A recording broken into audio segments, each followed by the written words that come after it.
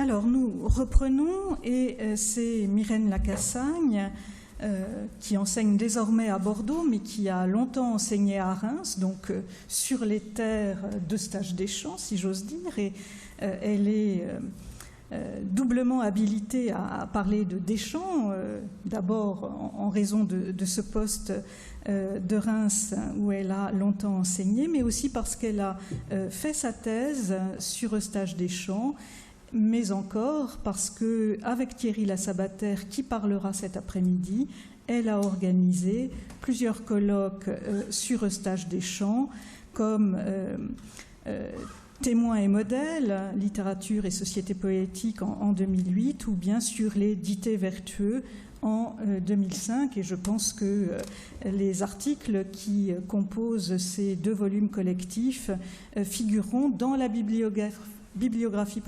indicative qu'elle va nous présenter sous le titre « Je ne vous sais dire chose meilleure ». Je lui laisse la parole tout de suite.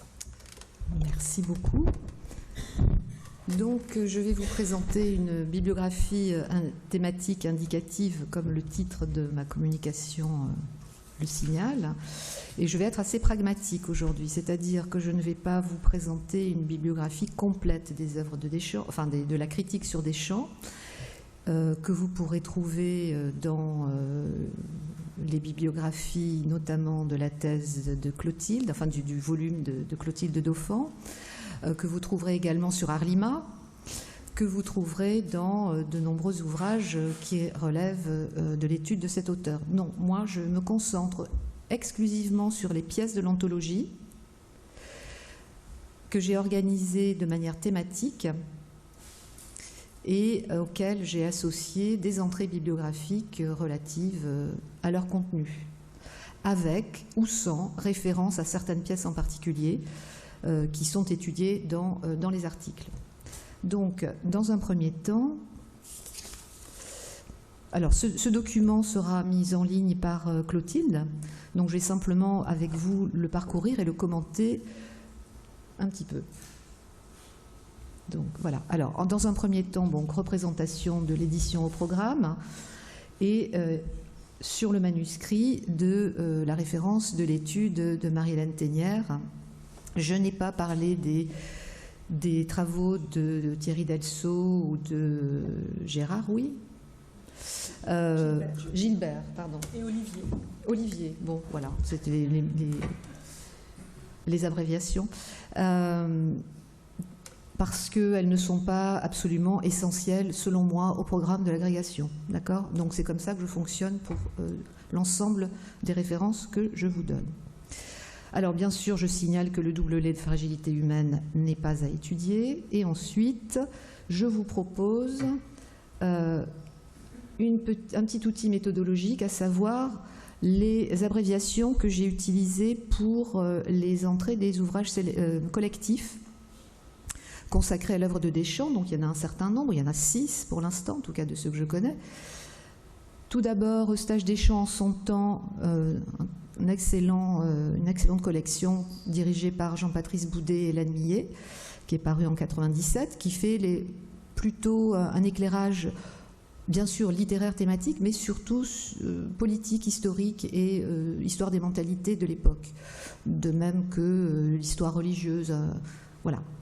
Ensuite, il y a l'ouvrage de Deborah Sinreich-Levy, Eustache-Deschamps, French Courtier Poet, qui est paru en 98, bon, en anglais, de part en part, mais je pense que ça ne vous posera aucun problème, qui vaut également la peine d'être compulsé. Et puis les 3 études, non, d'abord, oui, le colloque d'Amiens organisé par Daniel Buchinger, où les premiers tenants, enfin disons les premiers membres de l'équipe Deschamps, de la constellation Deschamps se sont rencontrés. Vous verrez dans la table des matières, enfin les participants à cette constellation. Et ensuite, les 3 derniers volumes sont les volumes collectifs que j'ai commencé à compiler avec Thierry Lassabataire à Vertu, donc deux colloques Les deux premiers, les dictées vertueux et Eustache Deschamps, témoins et modèles, et enfin le dernier de la série, toujours publié au PUPS, sur le rayonnement de la cour des premiers Valois à l'époque de Deschamps. Donc vous avez ici la liste des abréviations relatives à ces ouvrages. Ensuite, je me suis permise de vous indiquer les biographies les plus utiles, si j'arrive à avancer la chose. Voilà. Alors, bien sûr, il y a la partie biographique concernant Deschamps dans le volume de Jean-Patrice Boudet et d'Hélène Millet, complété par des tableaux de repères chronologiques par Elisabeth Gonzalez, très bien fait, très utile. Ensuite, il y a la biographie en anglais de Ian Laurie dans le volume de Deborah Sinrich-Levy, qui est très intéressante parce qu'elle est beaucoup plus détaillée et elle vous permet de dater les pièces. Alors, pour ce qui est des pièces de l'anthologie, je les ai toutes datées quand c'était possible grâce à Laurie. Donc c'est un travail que vous n'aurez pas à faire, mais si vous voulez travailler sur d'autres pièces, je vous invite à courir dans les notes et les pages de Laurie. Bon. Et puis la dernière biographie qui est dans l'édition, l'anthologie thématique de James Laidlaw et Christine Scolengi-Mack, qui est publiée en 2017. Ensuite, je passe à des généralités sur l'histoire de l'époque, les mentalités, des généralités qui sont indispensables à connaître pour vous, peut-être pas pour vos étudiants, puisqu'ils ne vont pas publier de thèse, mais excusez-moi, j'arrive pas à... Voilà. Donc les premières généralités, bon, bien sûr, ce sont des ouvrages historiques de François Sautran sur l'époque, de Jacqueline Cerchiglini, excusez-moi pour la généralité, Jacqueline, mais bon... ensuite, les arts de seconde rhétorique de Dufournet, un ouvrage de Ludmila Evdokimova qui est paru en 2019. Et pour ceux qui la connaissent, je donnerai une petite actualité puisqu'elle se trouve en ce moment en Géorgie, réfugiée à cause de la guerre en Ukraine. Elle a fui Moscou et se trouve désormais réfugiée à Tbilissi jusqu'à meilleur sort. Bon, voilà d'autres volumes d'historiens que vous connaissez pour votre part très bien. Daniel Poirion, Le Rondeau, qui est un ouvrage dirigé par Jacqueline Cerchiglini, Clotilde et Sylvie. Un article de Claude Thierry, un article de Wolfszettel, magnifique, et puis les ouvrages de Paul Zumthor que tout le monde connaît. En ce qui concerne les monographies, il en existe à ce jour, selon moi, 5. J'allais oublier Thierry Lassabataire, mon vieux complice que j'ai rajouté au dernier moment en me disant « Mais mon Dieu Thierry, où est-il ?» Je pense qu'il est ailleurs, dans d'autres entrées. Donc, l'ouvrage de Karine Becker sur l'état de la recherche à l'époque, un autre volume en 2012 sur le lyrisme, le livre de Susanna Bligonstorfer, la thèse publiée chez Honoré Champion de Clotilde Dauphin, et puis, de même, la thèse publiée chez Honoré Champion de Thierry Lassabataire, qui donc fait un panorama historique et politique de l'œuvre. Voilà la table des matières de mon anthologie, de ma bibliographie thématique. Alors, j'avais commencé par avoir 26 ou 27 rubriques. Puis je me suis dit, je vais les perdre, parce que j'allais dans la finesse des textes. J'ai décidé d'utiliser une partition ou une nomenclature très classique, puisqu'il s'agit simplement de préparer des étudiants à l'agrégation. Et j'ai fractionné le corpus de la manière suivante: art poétique et monde littéraire, poésie politique, alors bien sûr il y aura de l'histoire aussi, il y a de la poésie historique, la poésie morale, la poésie amoureuse, la poésie personnelle et la poésie comique. Donc vous voyez que dans chacune de ces divisions, il y a des sous-parties. Le traité, le livre, Machaut, d'autres auteurs, puis en politique, des éloges, des pièces historiques datables, la question du schisme, les prophéties, un petit peu sur les Flandres, qui sont assez présentes dans les œuvres complètes, donc j'ai fait une petite rubrique là-dessus. Ensuite, la poésie morale, la cour, le thème de la cour. Ex cathedra, donc c'est Deschamps en posture magistère. des exempla, bien sûr, la médiocrité, qui est une part importante de la philosophie de Deschamps. La médiocrité, c'est-à-dire laurea mediocritas, la juste mesure aristotélicienne, hein, c'est vraiment un des piliers de sa pensée. Les textes sur la vanité du monde, et puis sur l'âge et la vieillesse, dont nous avons déjà beaucoup parlé, notamment Jacqueline. Bon, la poésie amoureuse, sans rubrique particulière. Personnelle, ses humeurs. Alors, bon, on aurait pu en classer certains dans les poésies morales ou même dans les poésies historiques, mais j'ai pensé que à la lecture, on pouvait les regrouper de la manière suivante, puis des requêtes et des plaintes. La question du mariage, 2-3 pièces amusantes qui permettent de comparer la sphère privée et la sphère publique, des autoportraits, des adieux, et puis enfin la poésie comique, avec des pièces comiques et des pièces érotiques. Voilà. Je voulais rajouter quelque chose et ça m'a échappé, donc je le reviendrai plus tard. Alors, pour commencer par l'art poétique et le monde littéraire. Donc, bien sûr, dans cette section, on doit comprendre essentiellement le traité. L'art de dictée, daté. Je vous fais part des autres éditions modernes, d'une traduction dans un volume de Michel Galli, dirigé par Michel Galli. Et je vous propose de regarder également, pour l'art poétique, la ballade 129 du tome 1, que je vous propose en annexe de ce document, parce qu'elle ne parle pas de poésie formelle, mais elle ajoute tout de même à la conception que Deschamps a de la poésie une touche supplémentaire. Alors, sur la question de l'art poétique et des formes littéraires, vous avez toute une série d'articles tirés des fameux ouvrages collectifs, mais aussi des classiques comme l'article de Roger Dragonetti, d'autres critiques que vous connaissez peut-être un peu moins, que je fais défiler sans les nommer directement, d'autres que vous connaissez un peu mieux. Bien sûr, des pièces de Matteo Roccati, de Jean-Claude Multaler, et puis voilà, on termine avec Kenneth Varty. Donc voilà, vous avez une petite bibliographie sélective. Notez que pour ce qui concerne certains des articles, notamment celui-ci, je vous ai indiqué les pièces que l'auteur étudie, les pièces de l'anthologie que l'auteur étudie.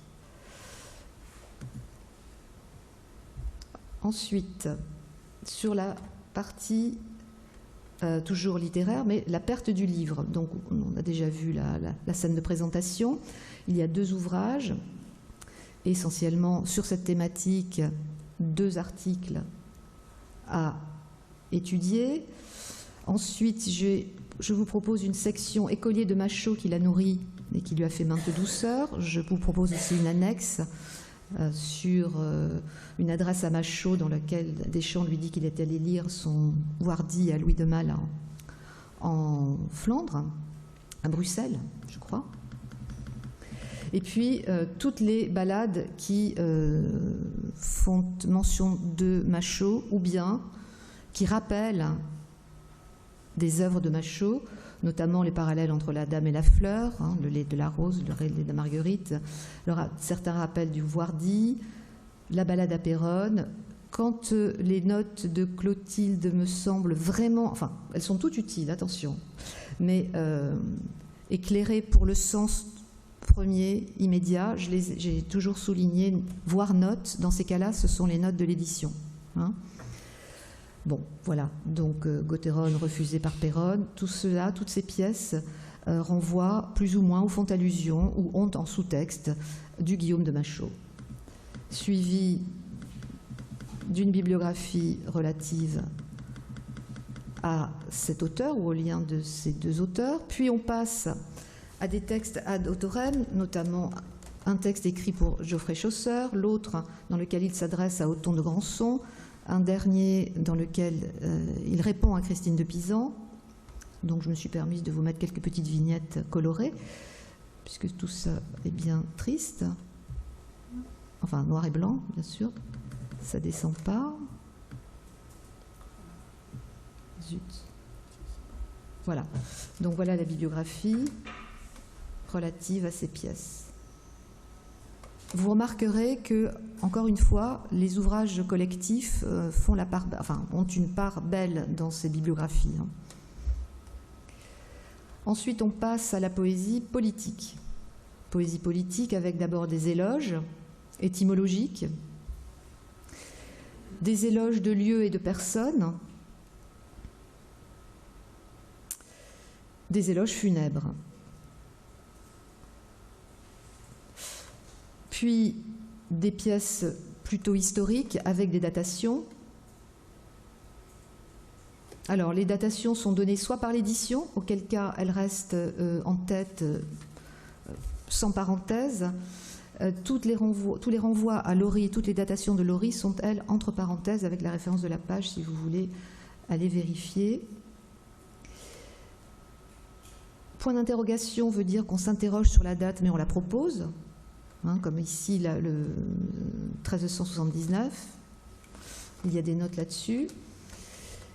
Suivi de la bibliographie. Et, pardon, voilà.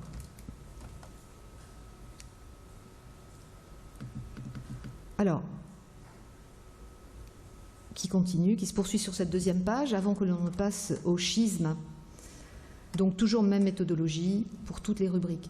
Je voudrais aussi signaler que cette partition est assez, comment dire, pratique, mais elle est aussi un petit peu abusive, parce que Deschamps, à moins qu'il ne parle de sa calvitie, et même pas, Deschamps mêle toujours plusieurs thèmes dans un même poème. C'est-à-dire qu'il ne va pas se consacrer à son stylo sur la table. Son stylo va être un outil pour convaincre le roi à ne pas aller en Flandre parce qu'il fait froid et que sa fille a besoin de se marier. Vous voyez ce que je veux dire? Donc tout ça est très mélangé. C'est difficile. Vous serez libre, bien sûr, de changer, bien sûr, ma partition et de faire des liens entre les pièces, chose que je n'ai pas faite ici. Donc, après le schisme et les prophéties, nous passons aux Flandres, avec des datations, des renvois à des pièces particulières. Puis arrive le Deschamps magistère, ex cathedra, donc là il y en a un certain nombre. Là encore une fois, vous pourriez classer certaines de ces ballades dans la poésie politique, dans la poésie des exemplats, dans la poésie de morales différentes. Voilà, c'est un premier classement qui, j'espère, va vous aider à vous y retrouver au milieu de ces 200 pièces assez peu connues. Puis des exemplats, à nouveau croisés avec la rubrique historique et la rubrique morale, etc. La fameuse médiocrité,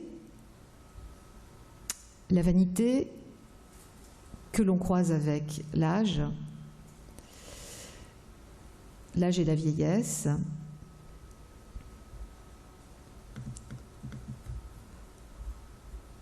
les fables,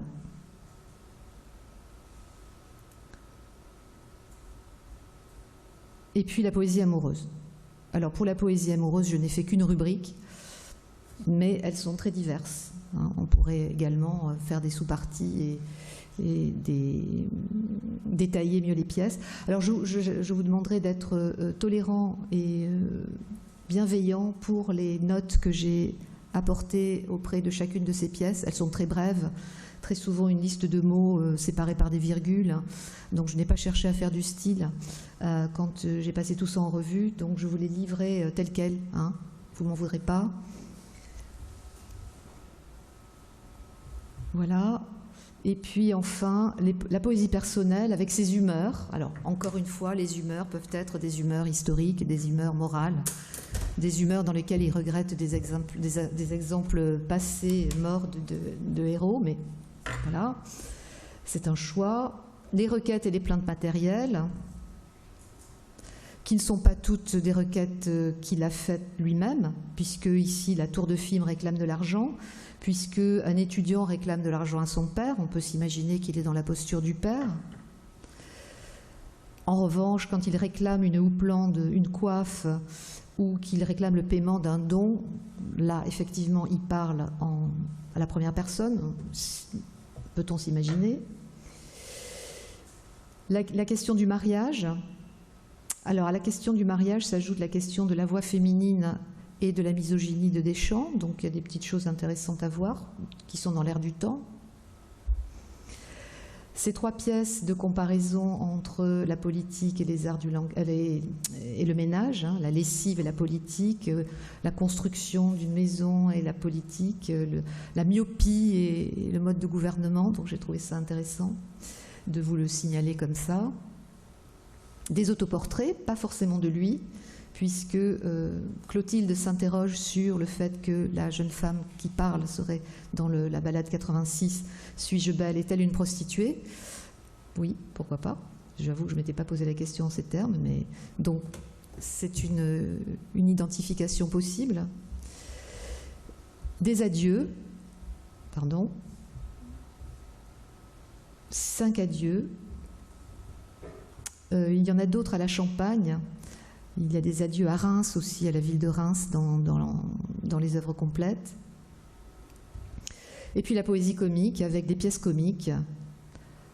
À chaque fois qu'une ballade est dialoguée, je le signale dans ma petite légende associée. Et puis finalement, les pièces érotiques qui terminent, je crois, cette anthologie, enfin cette bibliographie indicative. Les annexes sont les suivantes. Donc la ballade sur poétrie, que j'ai fait un copier-coller, une capture d'écran de la SATF, c'est pas très clair. Peut-être pourrez-vous retrouver les textes vous-même, sachant que toute l'édition est en ligne sur Gallica. Et la dernière, donc l'annexe 2, c'est celle, l'adresse à Machaut, hein, sur la prestation de Deschamps à Bruges. Voilà, donc j'ai terminé. C'était histoire de vous présenter ce document que vous aurez entre les mains et dont vous disposerez très vite. Ou en tout cas à l'écran. Voilà. Merci pour votre attention.